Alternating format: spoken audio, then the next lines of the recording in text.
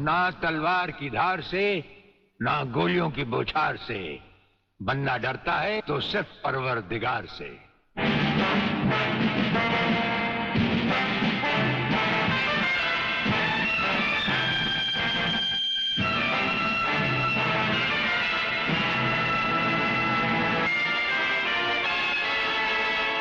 Brigadier Suryadev Singh? अच्छा, तो यही है तुम्हारा ब्रिगेडियर सूर्यदेव सिंह। ढूंढ डालो इसे। खबरदार, कोई हिलेगा नहीं। हमारे कमांडोज ने तुम्हारे सब साथियों को घेर रखा है। स्वामी जी, जरा अपने पीछे भी नजर डालो। ये कमांडो बड़ा खतरनाक है। तुम्हारा बाप है, पत्ता हिलने से पहले ही पेड़ काट डालता है। तुम्हारी भलाई अब इसी में है कि बिना हिले जुले खामोश खड़े रहो।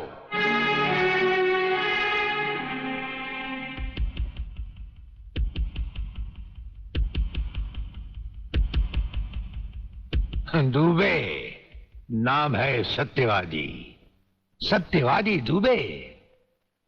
जैसे गधे की पीठ पर घोड़े की जीन अच्छी नहीं लगती, वैसे ही तुम्हारे कंधों पर ये सितारे अच्छे नहीं लगते। और ये कमरबंद पेटी भी अच्छी नहीं लगती।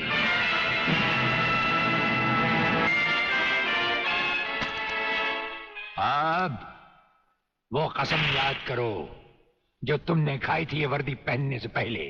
हम कसम खाते हैं कि हम पूरी ईमानदारी और वफादारी से देश और कानून की रक्षा करेंगे।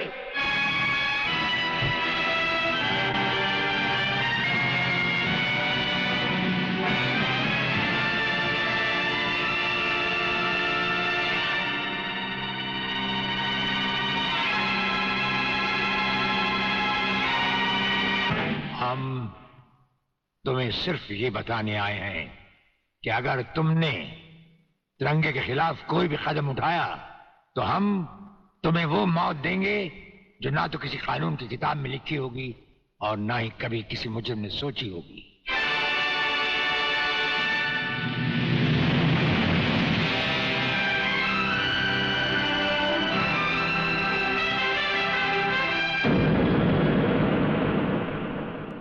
Hello, inspector Wagle speaking.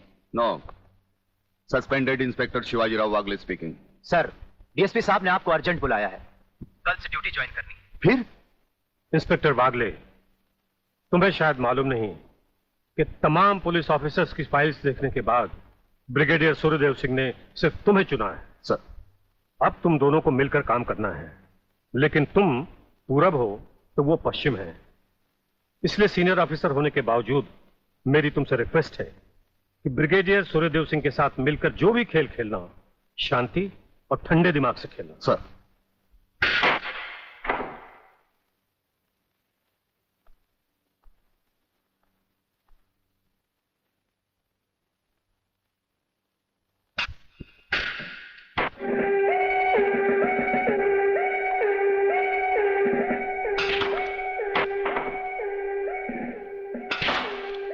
बड़े प्यार से खेलते हैं आप।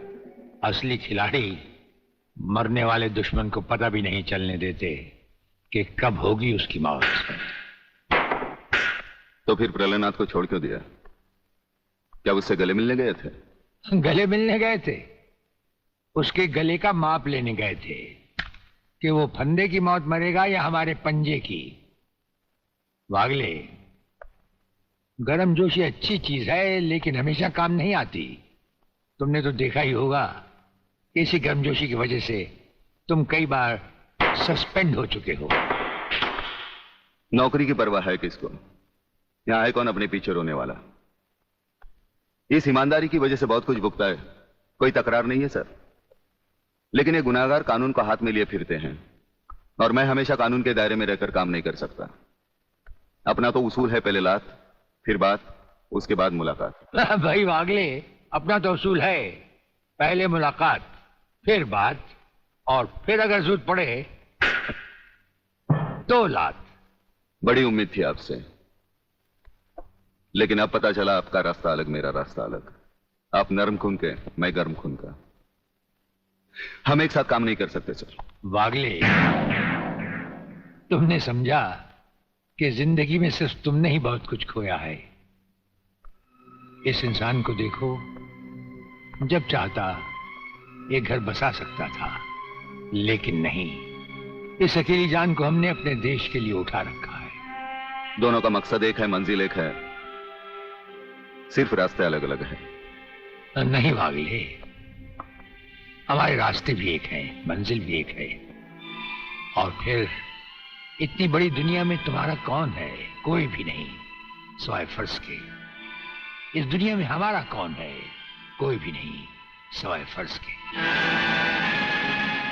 अगर फर्क है तो सिर्फ सोचने के ढंग में और काम करने के तरीके में। अब हमें इस फर्क को मिटाते हुए ये युद्ध एक साथ लड़ना होगा। कौन तुम?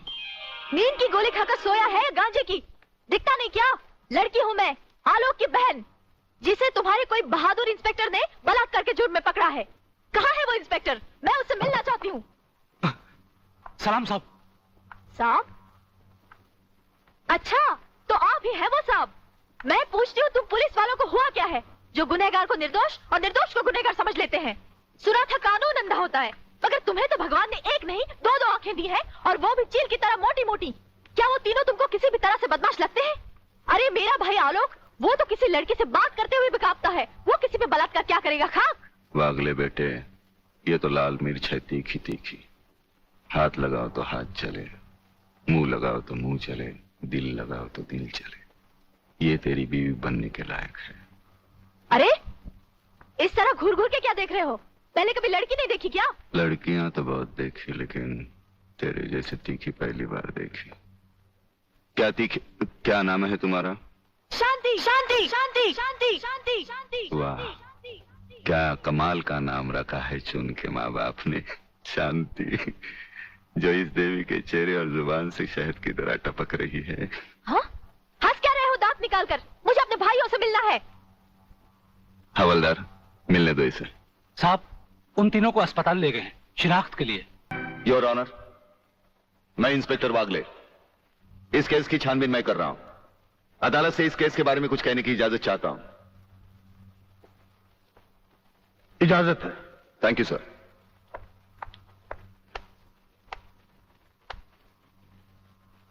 योर ऑनर, इंसाफ के इस मंदिर में आपको न्याय करते हुए कई साल हुए होंगे, और इन सालों में आपके सामने रेप और मर्डर्स के अनगिनत केसेस भी आए होंगे। क्या उन अनगिनत केसों में आपके सामने कोई ऐसा केस आया है जहां कत्ल और बलात्कार करने वाले ने जिसके ऊपर बलात्कार किया है उसे खुद अस्पताल पहुंचाया हो? ये तो अभी तक सुना नहीं कभी। सही कह रहा है ये बात है, पिछला कहीं गड़बड़ जरूर है। बहुत बड़ी ऑर्डर ऑर्डर। इंस्पेक्टर वागले, मुझसे सवाल करने की बजाय आप इस केस में रोशनी डालिए। वही कोशिश कर रहा हूं सर। अदालत सरकारी वकील की जिन दलीलों को मद्देनजर रखते हुए इन लड़कों की जमानत नामंजूर कर रही है, मैं उन्हीं दलीलों के बारे में कुछ कहने की इजाजत चाहूंगा। इजाजत है। सरकारी वकील का कहना यह है कि अनीता चौधरी की लाश के पास संजय चौहान का पर्स मिला। हो सकता है बेहोश राधा टंडेल को उठाते वक्त वो पर्स वहां गिर गया हो। अब इनका कहना यह है कि राधा टंडेल ने इन लड़कों के खिलाफ बयान दिया है। यह भी तो हो सकता है कि वो बयान उसने किसी के दबाव में आकर दिया हो। जिस डॉक्टर ने बलात्कार की रिपोर्ट बनाई वो भी खरीदा गया हो। आपकी इन दलीलों से अदालत अपना फैसला नहीं बदल सकती। यह फैसला आप जबरदस्ती इन पर लाद रहे हो। इंस्पेक्टर वागले, अगर मैं चाहूं तो अदालत की तौहीन के जुर्म में मैं तुम्हें अभी टर्मिनेट कर सकता हूं। कोई परवाह नहीं है मुझे इस बात की। मेरा तो विश्वास उठ गया है इस कानून से। कौन सा कानून, कैसा कानून? यह कानून तो चंद मुजरिमों की रखेल बन बैठा है। इसलिए लोग अदालत का दरवाजा खटखटाने के बजाय गुंडों की चौखट चूमते हैं। Take him out of the court. अगर जिंदगी में किसी से रिश्वत ना ली हो तो ही मुझे हाथ लगाना।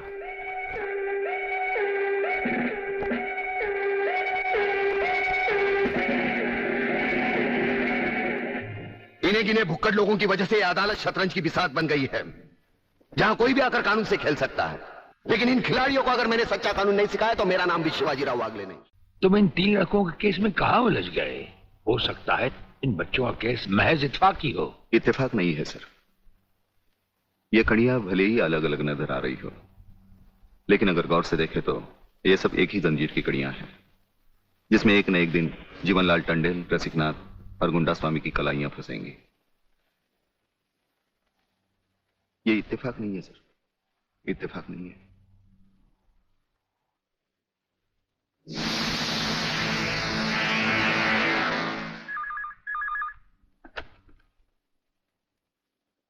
हेलो सर, मैं तुम्हारी आवाज अच्छी तरह पहचानता हूं जेलर। तुम वहां से कुछ नहीं बोलोगे, सिर्फ सुनो, क्योंकि जब से तुम्हारी जेल में सूर्यदेव सिंह आया है तुम्हारी दीवारों के भी कान हो गए हैं। मुझे वागले और उसकी मीटिंग का पता चल चुका है। वो 3 लाउंडों के केस की सीढ़ी बनाकर मुझ तक पहुंचे, उसके पहले उसकी सीढ़ी के हर डंडे को काट कर फेंक दूंगा मैं। सुनो जी। मुन्ना और उसके खतरनाक खूनी साथियों को आज रात को पुलिस की वर्दी में जेल से बाहर निकाल दो और उनको समझा दो पुलिस स्टेशन जाकर उन तीनों लड़कों का बिल आत्महत्या के नाम पर फाड़ दें।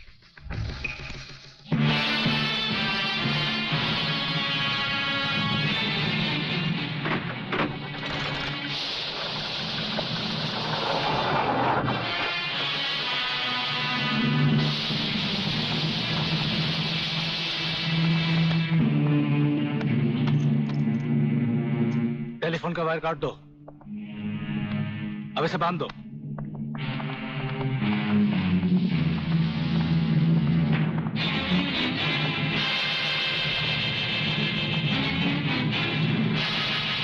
डरो मत, तुम्हारी जमानत हो चुकी है, हम लोग तुम्हें रिहा करने आए हैं।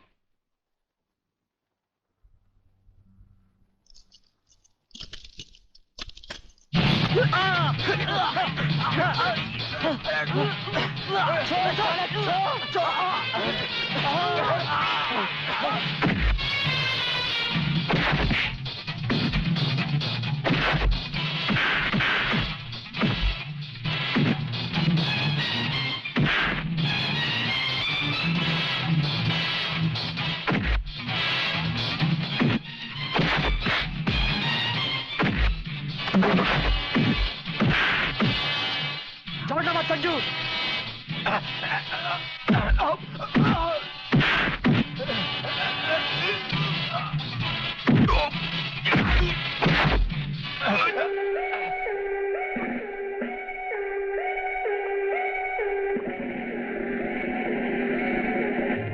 क्या बकते हो? किसने बताया तुम्हें?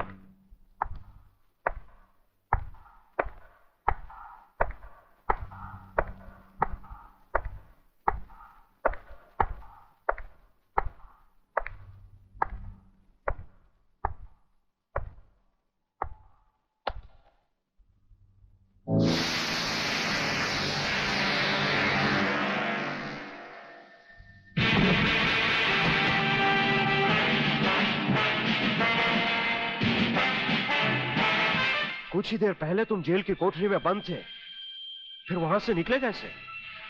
और अपने ये कपड़े पहनकर यहां किसके हुक्म से आए? हम अपने हुक्म के खुद मालिक हैं। हम अपने हुक्म से ही अंदर आए थे और अपने ही हुक्म से बाहर चले जाएंगे, तुमसे अच्छी तरह मिल लेने के बाद। तुम्हें अच्छी तरह मालूम होना चाहिए कि तुम किसके सामने बैठे हो। हमें मालूम है, इसीलिए तो जूते तुम्हारे मुंह के सामने रखे हैं। तुम जैसे गद्दारों से हम नहीं, हमारे जूते ही मुंह लगाते हैं। सूर्यदेव सिंह! ब्रिगेडियर सूर्यदेव सिंह, भूल कैसे गए? हम आज भी ब्रिगेडियर हैं, कल भी ब्रिगेडियर थे। जेल में आना तो एक नाटक था तुम जैसे मुजरिम तक पहुंचने के लिए। और ये रहे तुम्हारे काम के कागज। ये हमारा रिहाई का ऑर्डर और ये है तुम्हारी गिरफ्तारी का वारंट।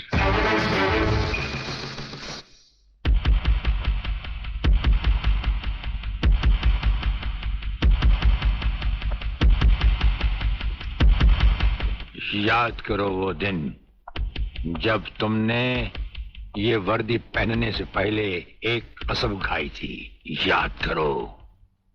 हम कसम खाते हैं कि हम पूरी ईमानदारी और वफादारी से देश और कानून की रक्षा करेंगे।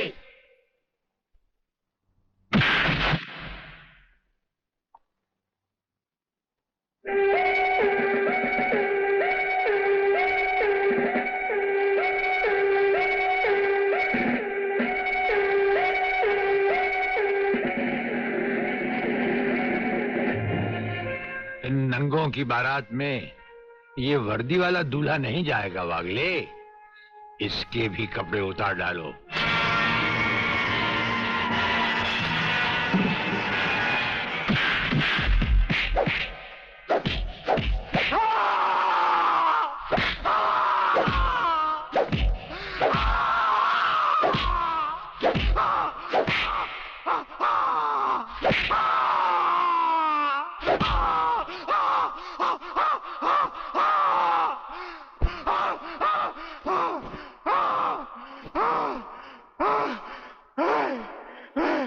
सच कह रहा हूं, मैं बेकसूर हूं।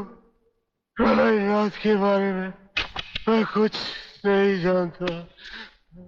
बेहोश होने से पहले 3 बार, होश में आने के बाद 3 बार तेरा इसी तरह इलाज करता रहूंगा।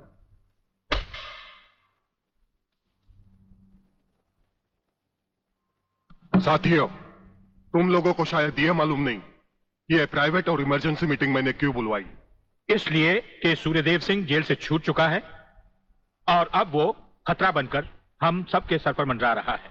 मगर 1 साल से पहले वो छूट कैसे गया? उसका जेल जाना एक नाटक था कादर। उसने जेलर और हमारे 4 खूंखार कातिलों को गिरफ्तार करके किसी ऐसी जगह छुपा दिया है कि जिसके बारे में पुलिस डिपार्टमेंट को तो क्या, मुझे भी मालूम नहीं। जीवनलाल, मेरे 4-5 आदमियों को गिरफ्तार करके अगर वो मुझ तक पहुंचने का ख्वाब देख रहा है तो उसका ये ख्वाब मैं कभी भी पूरा नहीं होने दूंगा। अब सूर्यदेव सिंह नाम का बिल फाड़ना ही पड़ेगा। मगर अगर मगर कुछ नहीं चलेगा जीवनलाल।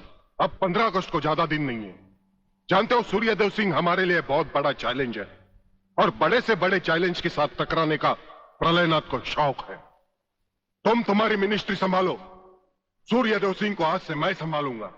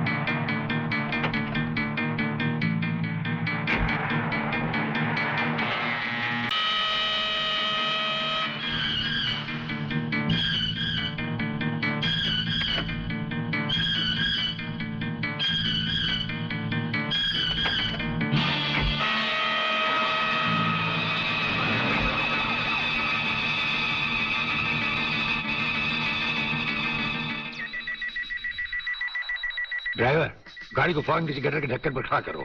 इसमें बम लगाया जा चुका है। Yes sir. बहादुर, काला बटन खींचो।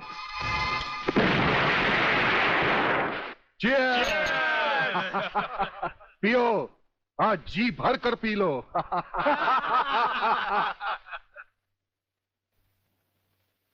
स्वामी जी, ये सुखद समाचार टीवी पर भी तो सुन ले। हाँ, ऑन करो।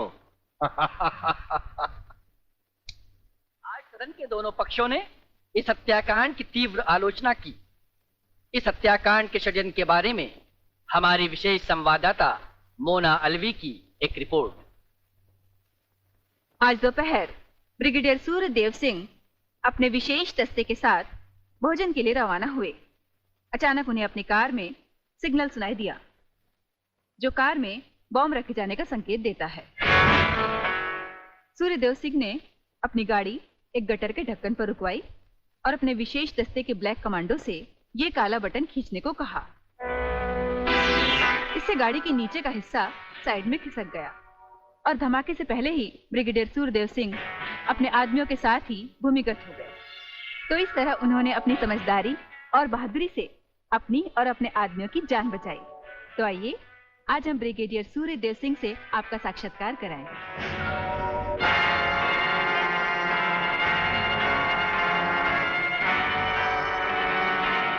ब्रिगेडियर साहब, क्या आप हमें बताएंगे कि इस साजिश में किसका हाथ है? हाँ, हाथ होता तो कभी का काट चुके होते हम। ब्रिगेडियर साहब, आप हमारे दर्शकों को बताएंगे कि इन देशद्रोहियों ने आप पर हमला क्यों किया? जाहिर है कि हमें जीवन दान देने के लिए नहीं, हमारी जबान भी हमारी गोली की तरह दुश्मनों से सीधे बात करती है, टीवी पर नहीं।